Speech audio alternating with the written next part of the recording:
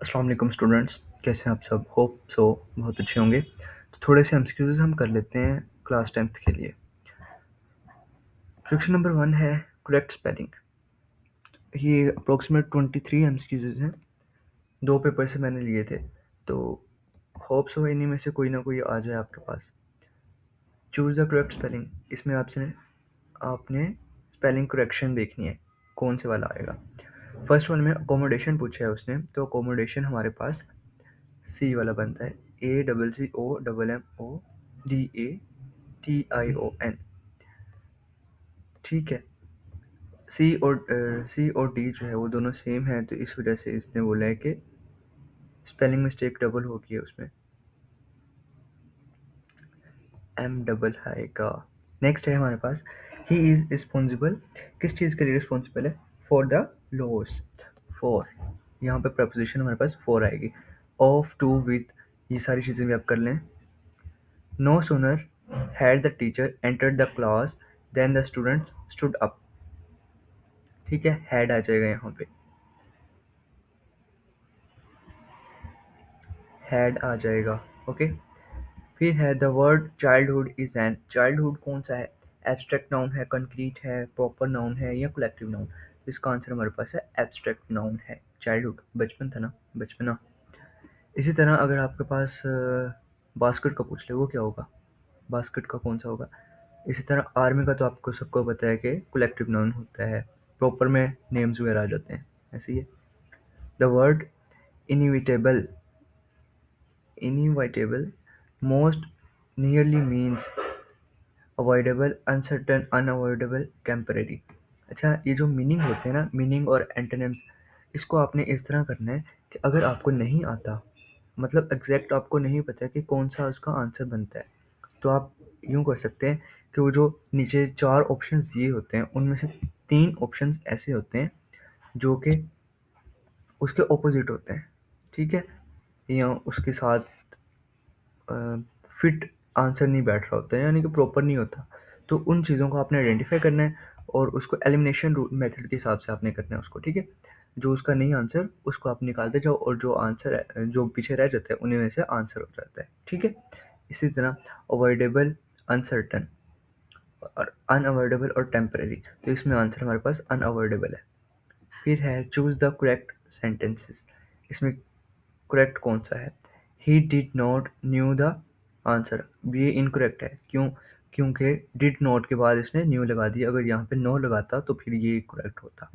फिर he does not knows. अब देखो, डज भी लगा दिया और फिर उसके बाद नोज भी लगा दिया, अगर यहाँ पे नो सिंपल होता तो इसका आंसर गुड था।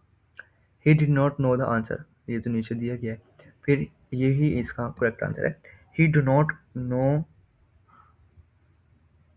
डू, क्यों लगा? यहाँ पे ही के साथ डज आता है। ठीक है, तो ये सिली मिस्टेक्स हैं छोटी छोटी, तो इसी में से आपके पास पेपर में भी इसी तरह आ जाता है। फिर the word bravery is an. Bravery क्या है? नाउन है, एडजेक्टिव, वर्ब, एडवर्ब। नाउन है तो नाउन की कौन सी टाइप है? एब्स्ट्रैक्ट नाउन है, कलेक्टिव नाउन है, कौन सा है? तो ये हमारे पास एब्स्ट्रैक्ट नाउन है, ब्रेवरी। ये जस्टिस भी मोस्ट पूछा जाता है फेडरल बोर्ड में। जस्टिस, ब्रेवरी, स्लेवरी, ठीक है, इस तरह के जो हैं ये एब्स्ट्रैक्ट नाउन है। Antonym of conventional. कन्वेंशनल क्या होता है? Traditional, usual, radical, routine. तो कन्वेंशनल जो है वो रेडिकल है हमारे पास। ठीक है, एंटोनिम की बात हो रही है। आई फाइंड आउट क्या आएगा? I dash out if I hadn't been tired. I will go, would have gone, would go, went. तो यहाँ पे कंडीशनल टेंस लगा है। कौन सी टाइप की कंडीशनल है वो बताएं ज़रा मुझे कमेंट में। वुड हैव गॉन इसका आंसर है। Those books is this. The the word whose is, यहाँ पे हमारे पास डिमोन्स्ट्रेटिव एडजेक्टिव है। जो दिस है वो क्या है, या हुज जो है वो क्या है, इस तरह ये अंडरलाइन किया जाता है ना। ठीक है, डिमोन्स्ट्रेटिव एडजेक्टिव है, पोजेसिव एडजेक्टिव है, प्रॉपर एडजेक्टिव है, इंट्रोगेटिव एडजेक्टिव है।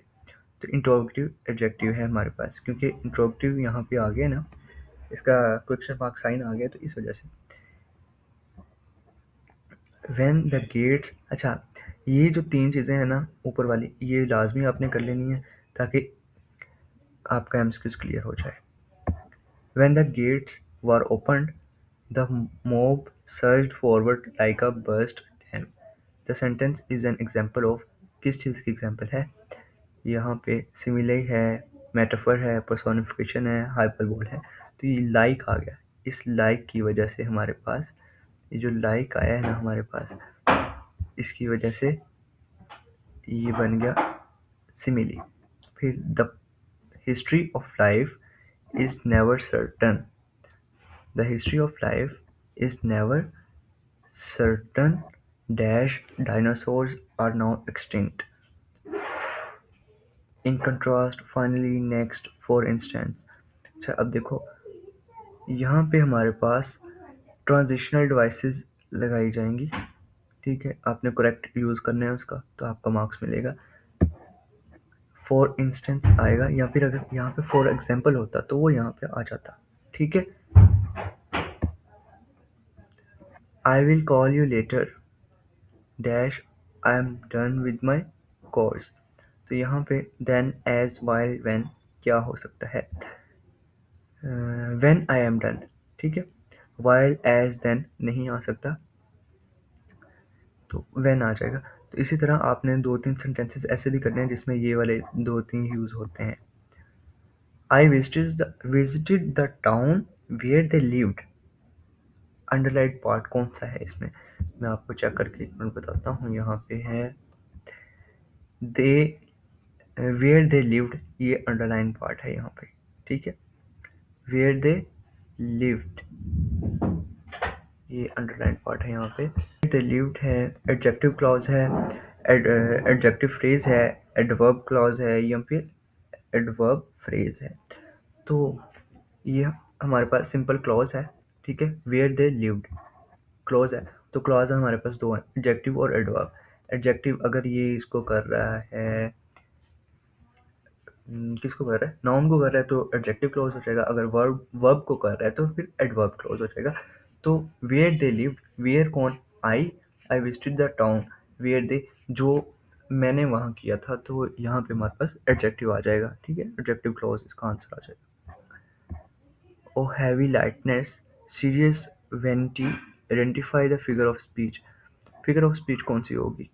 यहाँ पे पर्सोनिफिकेशन है, हाइपरबोल है, कॉन्सोनेंस है, ऑक्सीमोरोन है। तो इसका है ऑक्सीमोरोन। ठीक है, ऑक्सीमोरोन है यहाँ पे। फिर which of the following sentence illustrate the use of adjective. Adjective को कौन यूज कर रहा है? फास्ट रनर, यहाँ पे रनर जो है एडजेक्टिव लगा है। Beautifully at the concert, she saying beautifully, use of adjective. अच्छा, there is a book on the table. अच्छा अब यहाँ देखो, एक है she saying beautifully at the concert, एक ये यहाँ पे एडजेक्टिव यूज हुआ है, एक यहाँ पे एडजेक्टिव यूज हुआ है। तो यहाँ पे जो गुड एडजेक्टिव यूज हुआ है वो नीचे वाले में हुआ है। फास्ट जो है वो रनर को डिस्क्राइब कर रहा है। तो यहाँ पे हमारे पास ये pick out the sentence with correct use of main and subordinate clause along with appropriate transitional device। तो डिवाइस भी यूज़ करनी है और जो है हमारे पास क्लॉजेस वो भी करेक्ट होने चाहिए। She went to the store because she needed milk. तो यहाँ पे हमारे पास नहीं हुआ, ट्रांजिशन डिवाइस किधर है? नेक्स्ट है because she needed milk she went to the store, यहाँ पे है हमारे पास। फिर है she went to the store she needed milk, यहाँ पे तो यूज़ ही नहीं की उसने। Because she needed milk she went to the store, no. जो फर्स्ट सेकंड वाली है वो हमारे पास this uses the comma correctly after. Okay, ठीक है, तो because she needed milk she went to the store.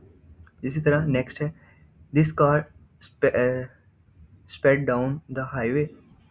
The underline part क्या कर रहा है? डिमॉन्स्ट्रेट एडजेक्टिव है यहाँ पे हमारे पास। ठीक है, next choose the option illustrating the use of present participle. Present participle किधर यूज हुआ है? He loves to read short stories, यहाँ पे यूज नहीं किया।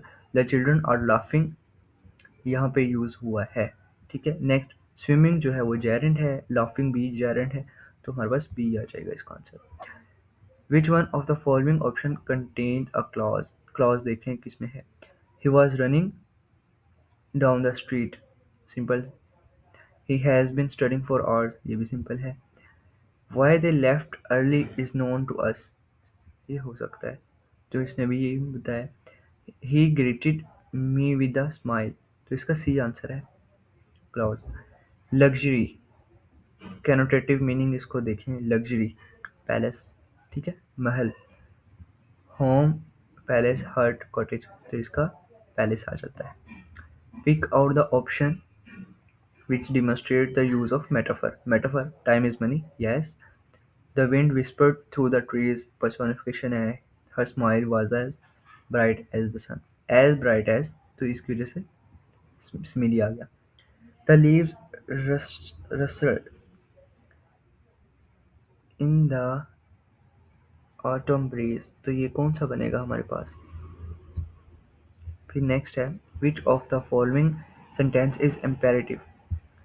After finishing your homework, will you go out and play?